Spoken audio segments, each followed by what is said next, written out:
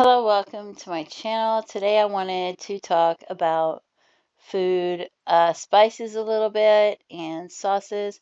Because I keep seeing people saying, hey, I've got ground beef and I want to make something different with it, and I'm tired of the same old thing. Does anybody have any ideas? And so I feel like many of us grew up eating things like pinto beans a lot and peanut butter. Some families might have certain meals on certain days of the week and have pretty much the same thing week after week, like fried chicken Sunday, meatloaf Monday, taco Tuesday, maybe chicken Alfredo on Wednesday, spaghetti Thursday, pizza Friday, maybe leftovers and cleaning the kitchen on Saturday. People sometimes struggle to come up with something new to make out of something simple like ground beef or chicken from being so used to eating the same things. And so sometimes they might turn to a box of, like Hamburger Helper or a frozen meal and eat that. And sometimes if you get Hamburger Helper, it might, I don't know if it's still as strong, but it used to be like one of them seasoning packs might be so strong that you might use one packet for 2 boxes of Hamburger Helper, and then you got the other packet, right? So they might use something like that out of ease, in the frozen meals where you just add water or whatever. So some people might have a favorite spice or two that they use on certain meats, and they might need different ideas. Maybe they like their grilled chicken with like rosemary and oregano on it, or maybe they like their fried potatoes a certain way.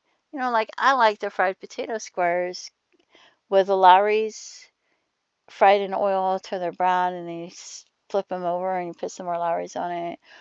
And I like cutting up potatoes in the squares and then cutting up carrots in the small sizes about the same size, or as close as I can get them, and cooking them together. So I've got my fried potatoes and carrots with my Lowry's on it. One of the things I liked when I was 17 or 18 was I would take ground beef and you would add things. I can't remember the exact spices, but it was like chili powder and cumin and garlic powder and oregano and fennel seeds, because fennel seeds give it like a sausage flavor. So I would take the ground beef and add those spices to give it a bit of a chorizo flavor. And I didn't like actual chorizo, but I liked my ground beef like that, so that had a bit of a chorizo flavor to it. And I would use that instead.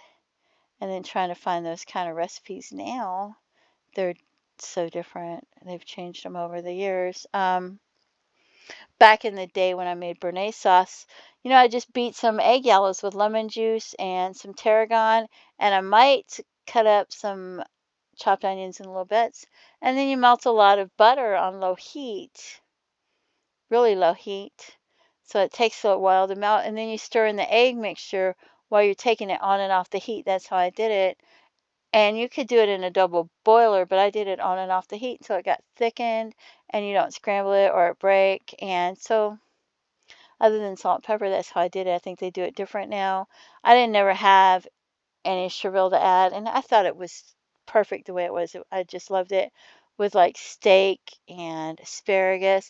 And now people will add vinegar into it, and I don't like that at all. I went to a restaurant the other day and they were supposed to have like hollandaise sauce for their eggs, over their poached eggs. I did not like their hollandaise sauce because it had that vinegar flavor to it. And I thought that was disgusting. Um, so I'm really picky. One of the easiest sauces, and yet one of my absolute favorites, is just to take heavy whipping cream and throw it in with some meats and vegetables. Heavy whipping cream takes on the flavor of the food. So you can saute some onions, mushrooms, and garlic and add in some scallops and or some crab meat and throw some heavy whipping cream in there and thicken it with some cornstarch whipped into a bit of water and serve that over mashed potatoes. And I would be in heaven. You can use mushrooms just with scallops And you can add a bit of chicken stock if you like, or a bit of wine. And you just throw that cornstarch slurry into it. And another one of my favorites is that I used to take chicken, and you can use rotisserie chicken, and I cook it with leeks. I love leeks, and orange peppers and garlic, and adding heavy whipping cream and thicken it with a bit of cornstarch water. And I like that just with tortillas even. And you can use a rotisserie chicken, and then you can take that liquid out of the bottom of the bag that has all that flavor and throw that in with it as well, so that it has a little extra flavor, and that's really good. So, and let's see. And you may not think of this as a sauce, but if I'm cooking steak in butter, a lot of times I'll cut the fat off of the steak and melt it a little bit, and then still add butter and then cook the steak in it. And then I will fry an egg so that it's runny, because I like the runny egg yolk mixed with the meat juice, the steak juice, and the butter. And that's what I use for my sauce on my steak, which you may not consider it a sauce, but that's what I like. And you can pick any meat with any veggies, and then you decide if you want a white sauce or a dark sauce, or a brown sauce. What kind of sauce do you want? And that's the options are endless, right? So you can do whatever you want to. I love the smell of onions and garlics and mushrooms cooking together, or onions, garlic, and orange peppers. And I like a little bit of cut up jalapenos, fresh cut up jalapenos, not the jar. I'm really picky about my mushrooms. I don't like mushrooms in spaghetti. I don't like onions in spaghetti either. And but I'll eat mushrooms like if it's in beef stroganoff. Even though that's got pasta with the egg noodles.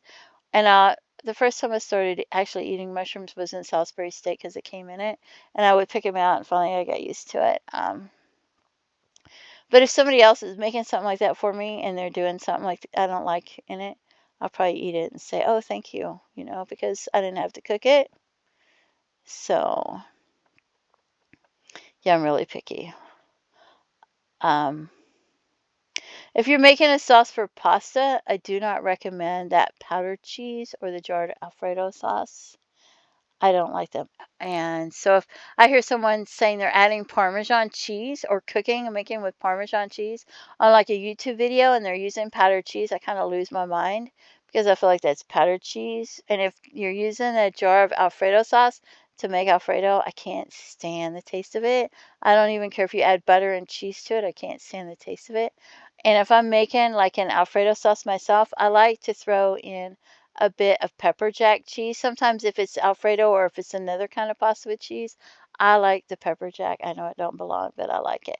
Um, Forgive my English that's not quite right when I'm talking. But I like cheesy pasta with Parmesan and heavy whipping cream. And even if it's got a bit of cream cheese and sour cream after it's done, it's fine. I don't mind if it's cooked with a bit of cream cheese. I enjoy pasta with mozzarella cheese and even cheddar cheese, even if it's got a little processed cheese slices thrown in with the other cheese, but not the jarred sauce or the powdered cheese. And if you're making something like mac and cheese, you can beat some eggs with milk and add that to the sauce to make it a bit thicker and give it some extra protein. And if you have plenty of sauce in it, you can even top it with some breadcrumbs and throw it in the oven for a bit to bake it. I love egg noodles with just butter and pepper and a little bit of salt. But even if you just add a bit of Parmesan cheese and salt and pepper, I like it still with the butter. And if you're making pasta al dente, and then it's going to be sitting there for a while, and you're going to eat leftovers or anything like that, or it's going to absorb the sauce, you got to make sure that it has plenty of sauce, because pasta, when it's al dente, it's not cooked all the way, and it's in that hot liquid, unless you run it under cold water or something. I don't know, but as it sits in the sauce, the pasta swells more and more, and then it starts soaking up all of that sauce, and then pretty soon you have dry pasta, because it doesn't have enough sauce. So you got to make sure you got plenty of sauce.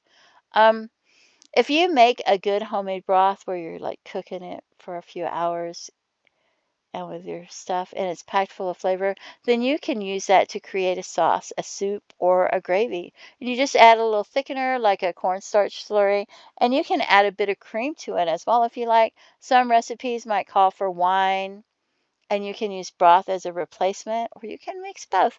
You can add a bit of cream cheese to it. Cream cheese, you got to cook it with it a little bit because it's going to melt. Or you can add gravy mix or a bit of salsa or steak sauce, or change it up in a variety of ways. You can add some dried peppers to it. You know, they have different ones at the Mexican places, Mexican grocery stores. You got to pull out the seeds and you have to rehydrate them, but you can use your broth to do that and then blend them. If you have a good homemade broth, you can add a bit of bacon drippings, some dried ancho chilies, along with some cumin, chili powder, garlic, and you can create like an enchilada sauce from it instead of using tomato sauce.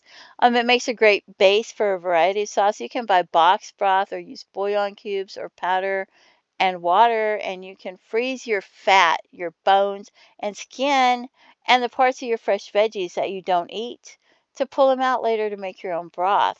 You can add cream of soup into a broth if you're making chicken and dumplings. That's one of the things they always did, was to add a can of cream of chicken soup. I don't think I've ever seen a Southerner make chicken and dumplings without adding a can of cream of chicken soup. But I like orange peppers in my chicken and dumplings. And as a child, I remember watching women cook and make like a thing, like a whole big thing of chicken and dumplings or something like that. And they would drop a whole stick of butter and walk away and then go back and stir it. And you're like, whoa, that was a lot of butter. And many of the dumplings, when you make it, they might vanish and create like a thicker soup, but it still tastes so good. And you might consider doubling up or adding another half batch of dumplings. I prefer the drop dumplings. It's easier, it's faster, and I like the taste of them, and I like the Bisquick mix. When creating a sauce, you can add a packet of gravy mix, and I'm going to say this again and again, with a broth for adding flavor or a variety. You can make a gravy and mix that with cream of soup or some sort of cream of like chicken soup mixed with pepper gravy, or cream of mushroom soup mixed with brown gravy, or onion soup mixed with a bit of water and cream of mushroom soup and brown gravy, or onion soup mixed with a bit of hot water and some sort of gravy mix, or cream of soup. I love something like meatballs with brown gravy and just a bit of sour cream after it's done, served over some buttered rice. It's simple and yet it's delicious. Salisbury steak sauce, it might be mushroom gravy or a combination of cream of mushroom soup and gravy, or a combination of mushroom soup mixed with the gravy and a bit of steak sauce added into it, or even onion soup mix added in with all that. Or you might make the ground beef patties for the Salisbury steaks, might have onion soup mix in them with eggs and breadcrumbs before baking it. So, and you can make a gravy using bacon grease if you like, which is pretty good. I'm going to scroll this down a little bit so you're not staring at the same thing all the time. But you can make gravy using bacon grease that you've saved, or even just butter and flour to start it, or another grease such as sausage grease or pork tenderloin grease where you fried pork tenderloin in it. That's one of my favorites. Or fried chicken, where you fried chicken in grease and you've got the stuff from the bottom, but not ground beef. You don't want to use ground beef. You don't want to save ground beef grease and reuse it. And if you're going to make um, a gravy with ground beef to have like SOS or hamburger gravy over toast, you want to use that right away. And I think extra pepper should be added in from the get-go from when you're making gravy. When you add a liquid to the brown flour when making gravy, it's better to have the liquid heated some and not just cold milk out of the fridge. Some people will take cold milk out of the fridge and they'll add hot tap water. You have to stir the gravy almost constantly, and you might want to have a whisk there to keep it from getting lumpy. You can make a gravy simply by adding a cornstarch slurry to a homemade broth that you've made. And yet it's so simple, right?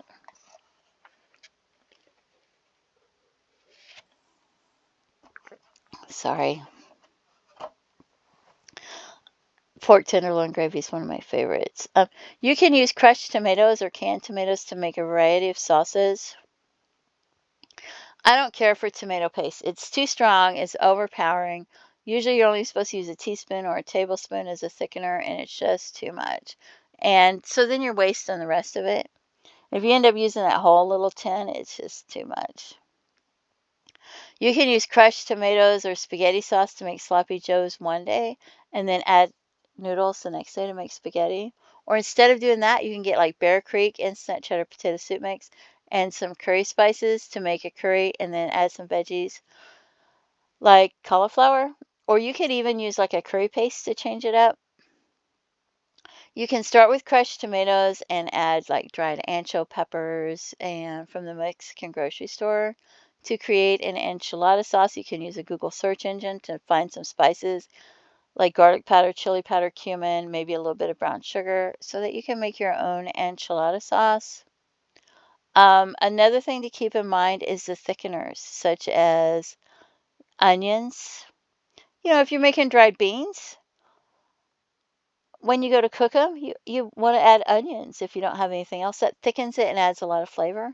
Onions is a thickener. Instant potatoes, instant gravy mix. The packets from Cheddar Potatoes, if you haven't used them in your potatoes and you can use the potatoes in this or things like that.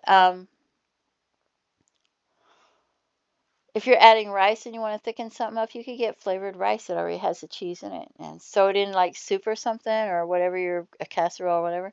You could cook a bit of veggies like carrots and onions and garlic and then blend them up with your crushed tomatoes to thicken it up.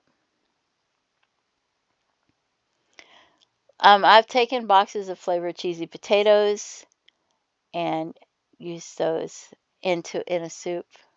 I've actually taken like the Julian cheesy potatoes, I can't remember what it was called, and add a little bit more liquid to that than just having where the potatoes were, just to turn it into an actual little soup. If you are making a soup such as cream of potato or cream of broccoli, you can skip some out, blend it, puree it, use a hand immersion blender, and then add it back in to thicken the soup. You can use leftover mashed potatoes in a soup like that. If you've never had or heard of bread soup in a pinch, if you have a really good soup and you have family that don't eat the soup. They just pull the stuff out and eat it. And it's got a really good taste to it and you want them to eat it. You can break up day old bread or mark down bread from the grocery store, especially the harder pieces. Put it in the soup so that it soaks up some of the flavor, even with your meats and vegetables in there, so that maybe they'll eat it that way. I think it's good. Years ago, when I made meatballs before baking them, I would add a jar of cheap steak sauce and a little bit of Worcestershire sauce and sometimes a little bit of salsa. And I would do that before I bake them, or you can do that with ground beef on the stove and see if you like it. I used to add finely diced onions into it and I would serve it. I would eat it over mashed potatoes because that's the way I liked it. I like ground beef with a little bit of steak sauce and Worcestershire sauce and maybe some salsa. Or not the salsa. I like that. And I know you're supposed to strain the grease out, but I cook it in there with the grease. I like to keep Bear Creek cheddar potato soup mix, and I'll mention this a few times. I like to use it like a spice. I will add it into soups. I will add it into things to make a curry out of it. Sometimes I'll cook something in the fridge and I'll make something with it one day, then make something with it another day, and make something with it a different day. So I like having, even whether it's a cheesy broccoli or a cheesy potato soup, whatever they have, I like using that for different things and using it as a thickener and to add flavor. You can cut up potatoes and carrots and cut it in like squares, but carrots aren't quite squares. With Lawry seasoning salt, and you get them brown, you flip them, not a lot of grease. And you can mix that with, my daughter used to like that she would mix it in a bowl with like brown gravy and meat. So that was like her bit of stew. You could create a Salisbury steak sauce with mushroom gravy and cream of mushroom soup and gravy mix. Mushroom gravy sauce by mixing. Okay, Salisbury steak sauce, but you make a mushroom gravy sauce by mixing a can, sorry, of cream of mushroom soup and gravy mix. Or you could add a bit of sour cream after it's done to give it a bit of a Swedish meatball vibe. Or you can do like a stroganoff sort of thing by mixing cream of mushroom soup with a bit of water, adding cream cheese to it, and then stirring sour cream after it's done. I love that. And if you're going to do that with, you can do that with steak pieces, meatballs, or even chicken, and you can put egg noodles. And if I'm going to do that with chicken, then I'm going to use cream of chicken soup instead of cream of mushroom. And I will go in my cabinets and my fridge and I will just throw stuff together, whatever I have, and I'm going to make something. Since forever, since always, since I was really young, I didn't really have anybody to teach me how to cook much. I had one person when I was older that taught me a little bit, but I like to throw things together. I used to watch this chef on TV that was like the singing chef guy, and he would seem to like almost throw things together. And that's the way I kind of like to do. I just like to throw things together. And if you save your packs from potato season boxes or hamburger helper, you can use those in a pinch to add flavor. They have those enchilada seasoning pack mixes, chili mixes, meatball. They have these little seasoning packet mixes. You can get those and have them in your cabinet, and then you can use those and throw those in things as well to add some flavor to things and to thicken them up. I tend to not use recipes. Cream of soup, gravy mix, broth, bouillon. You can use those like they're spices or like you just throw them together. Salsa. I like to get salsa even from the Mexican store and put it in the fridge and use it, not just on my eggs, but for throwing it into things. Cream cheese is good in a sauce. It's got to melt and cook in with it, usually, instead of being added at the end like sour cream. Teriyaki mixed with soy sauce. Like if you got one of those pork loins and you're cooking it overnight in the oven, and then you got those teriyaki sauces left over from Panda Express. You mix it with some soy sauce. You throw it in there for your flavoring, or you can cook it with a bunch of onions and gravy mix in your pork so that you have a sauce with it. Barbecue sauce mixed with orange marmalade and a bit of orange juice or lemon juice is good for orange chicken. I don't know if you know that, but you might have heard that before. Barbecue sauce mixed with grape jelly. You've probably heard from meatballs. I love seedless blackberry jelly. So if you're making a casserole, you can use rice, pasta, noodles, potatoes. I was told maybe not potatoes, but I think you could use potatoes. And then you pick your meat, even if it's rotisserie chicken or whatever. And then you add your veggies, whether they're fresh, or frozen, canned from the garden, from the box. Your sauce, which can be a cream of soup, a gravy, a combination, broth, cheese, onion soup mix. And then you add your spices and maybe some cheese or breadcrumbs, crumbled Ritz crackers, potato chips, fried onion rings. Southerners will make a chicken casserole just by using chicken meat like rotisserie chicken. Throw in some Ritz crackers, crumble them up, cream of chicken soup, and they'll cook it and they'll be like, there's the chicken casserole, and that's their entree. And I think it's really good. So when you go out to eat at a southern restaurant and they have chicken casserole, that might be what they're having. One of the things they make, which is kind of off topic, but they'll have a stuffing with like turkey or chicken lunch meat over it and gravy in it.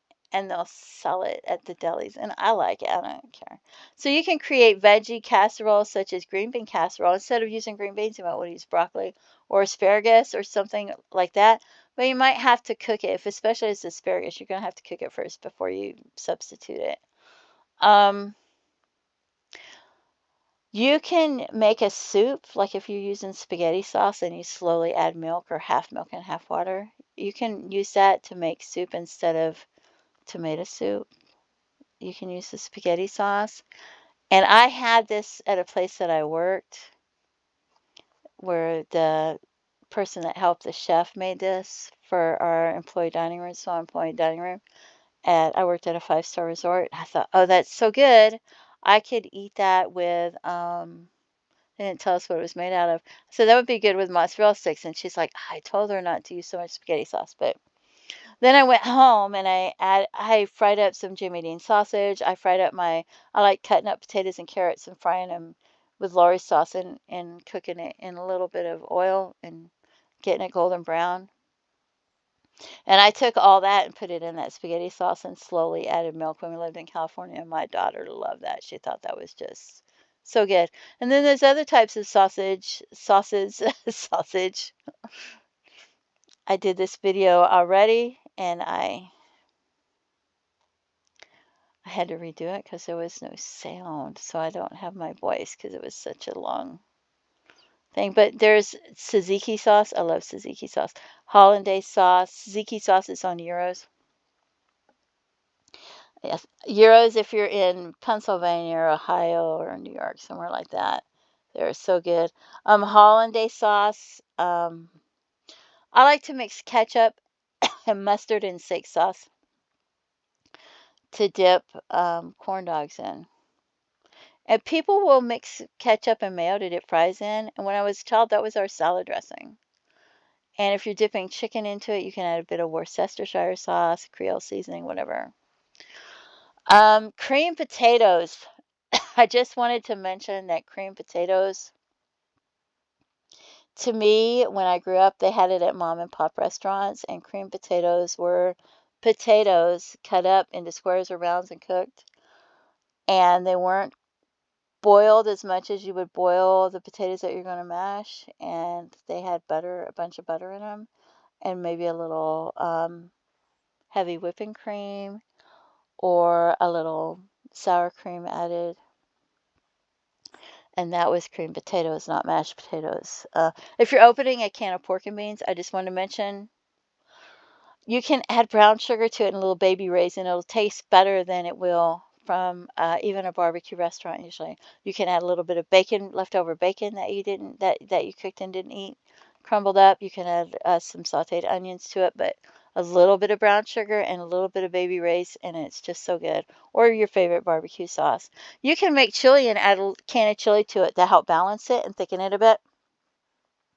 Deviled eggs, when they're not quite balanced and they seem like they're missing something.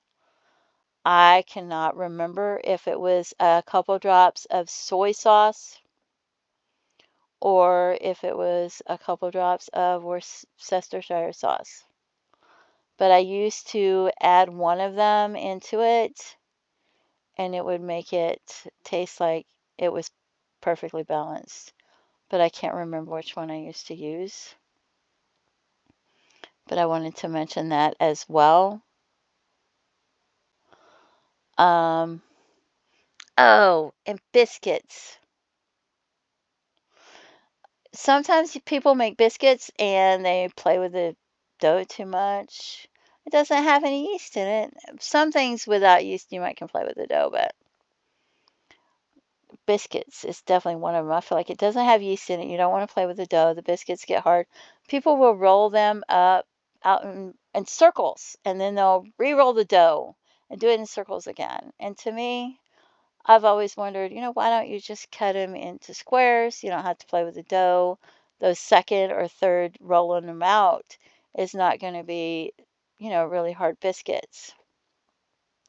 I think you should barely mix your biscuit dough and not sit there and play with the dough. Um, and I've met people that, they have their own chickens, so they eat their own eggs. They have a garden. They buy meat when it's on sale at different times of the year. And crap. Hold on one second. Hello? Hello?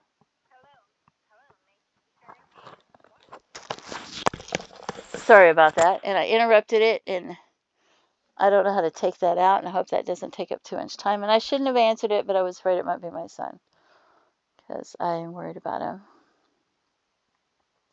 Because I'm a mom and I worry, even though they're adults. My son went to go visit somebody.